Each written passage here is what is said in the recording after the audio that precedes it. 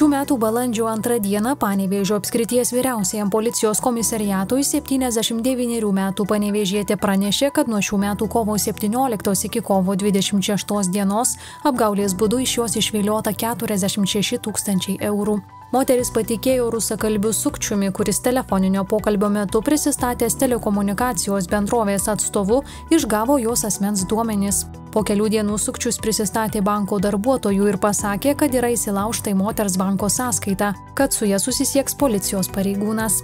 Vėliau moteris buvo įkalbėta parodyti turimas santaupas vaizdo skambučiu per WhatsApp programėlę ir perduoti pinigus sukčiams patikrinti.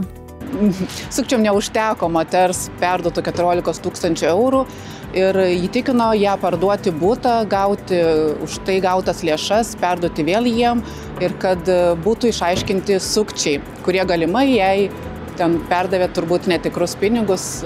Tai pirmas toks atvejis Panevėžio apskrityje, kai sukčiai ne tik išvilioja turimas lėšas, bet ir įtikina parduoti butą.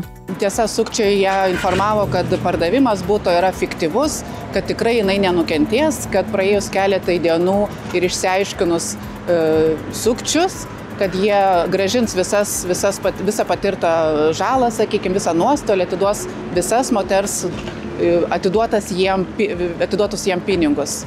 Sukčiai moteriai rekomendavo nekilnojamojo turto pirkėją, atsiuntė kontaktus. Po buto pardavimo gautas pajamas moteris išgrynino ir pinigus per kelis kartus atidavė sukčiams. Išaiškinamumas labai priklauso ir labai padeda pareigūnam, jeigu asmuo tik ką patyręs nuostolį, patyręs žalą, kreipiasi į pareigūnus. Šiuo atveju pareigūnus buvo kreiptas beveik jau po savaitės, tai tikrai apsunkina visą tyrimą. Policija ragina gyventojus turinčius vyresnio amžiaus tėvus ar senelius informuoti juos, kad priimdami sprendimą dėl turto pardavimo pasikonsultuotų su artimaisiais. Taip pat, kad policijos pareigūnai, bankų ar kitų įstaigų darbuotojai neskambina žmonėms ir netikrina jų turimų santaupų. Kiek mums žinoma, moteris į artimuosius kreipėsi tik tai po sulaukus pirmąjį skambutį ir kiek mums žinoma, artimasis pasakė, kad tai tikrai yra sukčiai, kad tiesiog nesileistų į kalbas ir nepriimtų jokių siūlymų. Policija prašo gyventojų būti budriems, jei telefonu jums prisistato rusakalbis, didžiausia tikimybė, jog tai yra sukčius. Visų pirmiausiai, dažniausiai visi sukčiai skambina ir bendrauja rusų kalba. Tai jeigu mes neturim giminaičių kalbančių rusiškai, tikrai visą laiką padėkim telefono ragelį.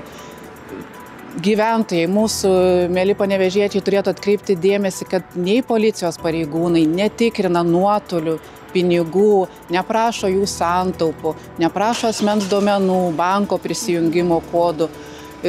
Tikrai jau vien tas turėtų kelti labai didelį įtarimą, kad tai yra galimai sukčiai.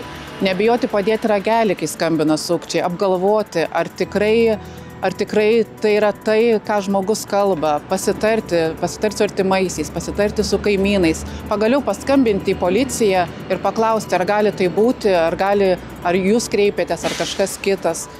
Dėl šio sukčiavimo Panevėžio apskrities vyriausiojo policijos komisariato pareigūnai pradėjo ikiteisminį tyrimą pagal Lietuvos Respublikos baudžiamojo kodekso 182 straipsnį.